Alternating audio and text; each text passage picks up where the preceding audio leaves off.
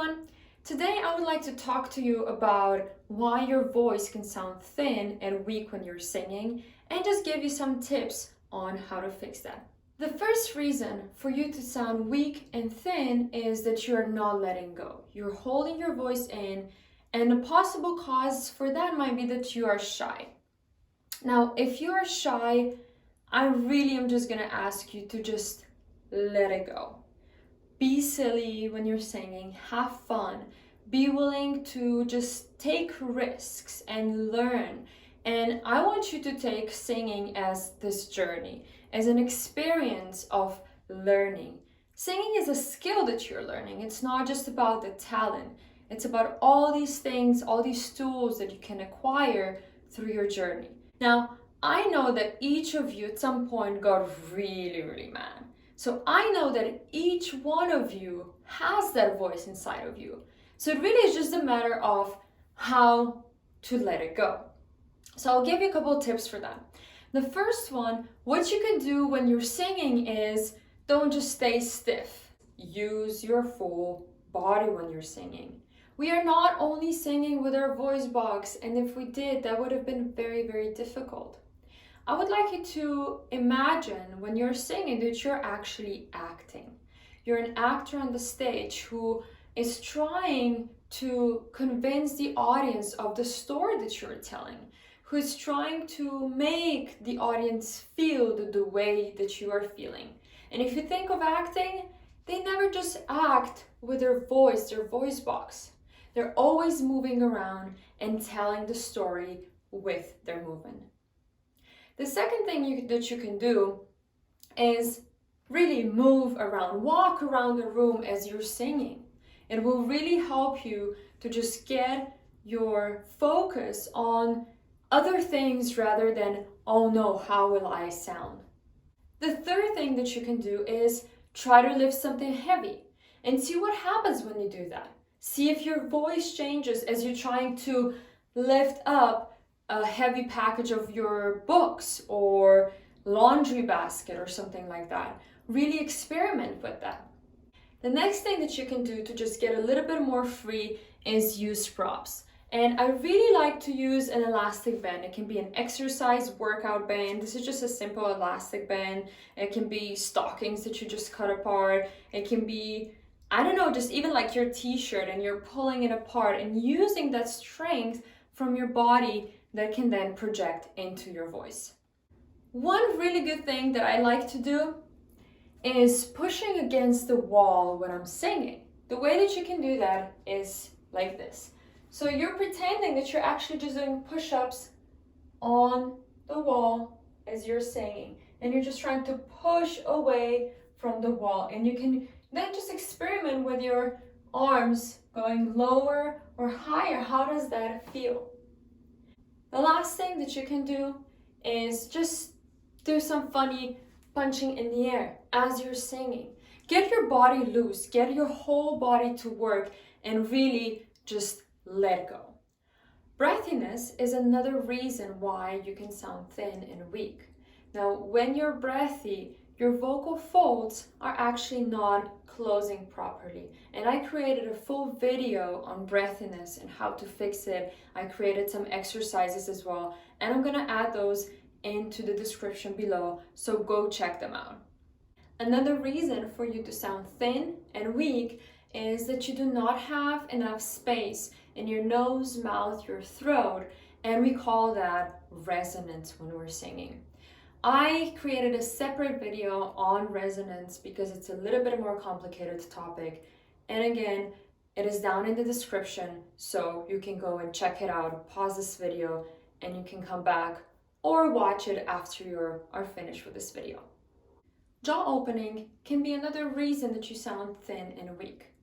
Now, if you know that you know how to breathe with your diaphragm and you know how to use your good vocal technique, but you still sound thin, it's very possible that it's because of your jaw. When you think of jaw, it should be open and relaxed in order for your voice to have a stronger sound.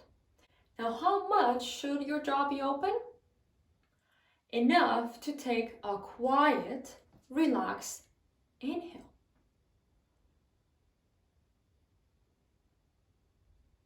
should hear nothing.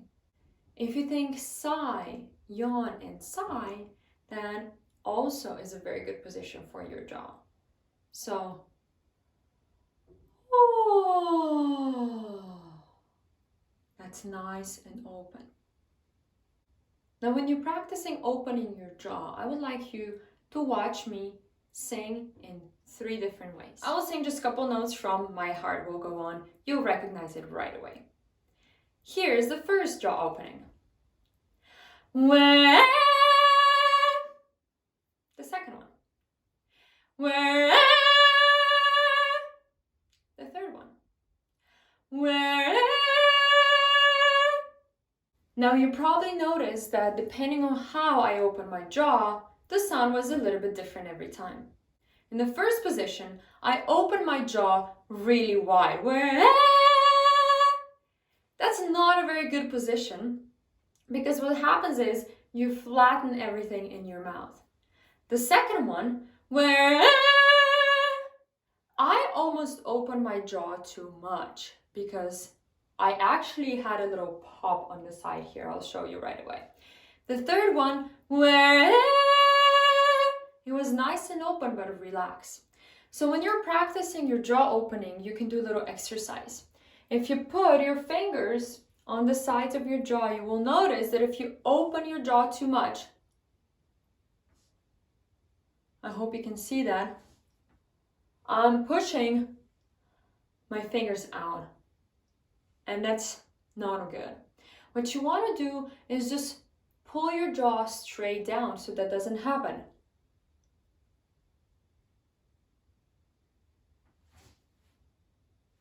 So you can practice that. Just experiment with it, see how it feels. You might not open it enough right now, that is very possible, but don't exaggerate when you're opening your jaw. The last reason for you to sound very thin and weak is that you are probably moving your larynx, your voice box, too much when you are changing your pitch. Now, if you don't know where your larynx is, it's very easy to find it. If you find your Adam's apple, it's this like harder part of on your neck, that is your larynx. So when you are singing, you actually want it to be kind of steady. What you don't want is this. I will try to make this as obvious as possible and watch it.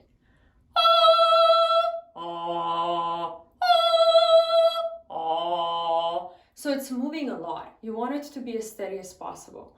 When we are singing high notes and pushing our voice box or our larynx up, we cut off the air that our vocal folds need in order to operate in a natural way. So we force our vocal folds to just really operate in this unnatural, tense way.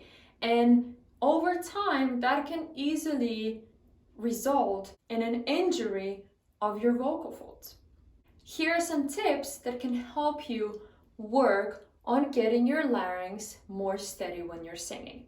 The exercise that really just changed my whole world on like how I think of singing and how I think of singing high notes is this exercise called reverse thinking. It's a very mental exercise. So basically what I think is, as I'm singing up, I'm actually thinking that I'm singing down.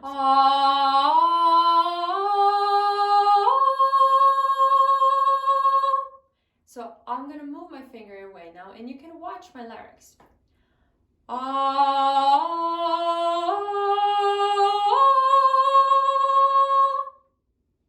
The second exercise relates to the previous one.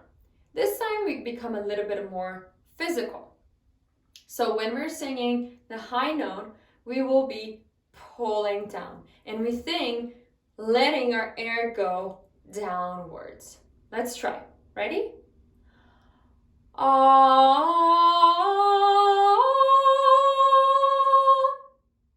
We will do this again, and this time we will think of our sound traveling above our cheeks. We will open our jaw straight, not to the sides, not too long.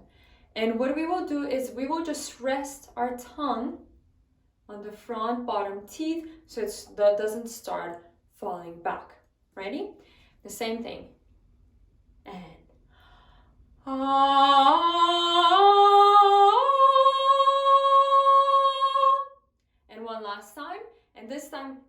of all of this, but be pulling down. And what I'm gonna do is I'm gonna use my elastic band because I think that really helps. Remember, sound above your cheeks, jaw nice open, tongue on the bottom front teeth so it's not falling backwards. And let's go. Breathe.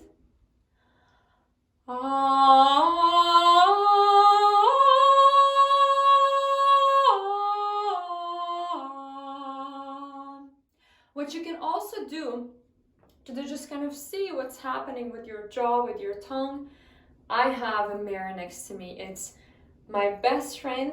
As a singer, I practice a lot of singing in front of the mirror. It's my best teacher. So I just kind of face the mirror. I find all of that.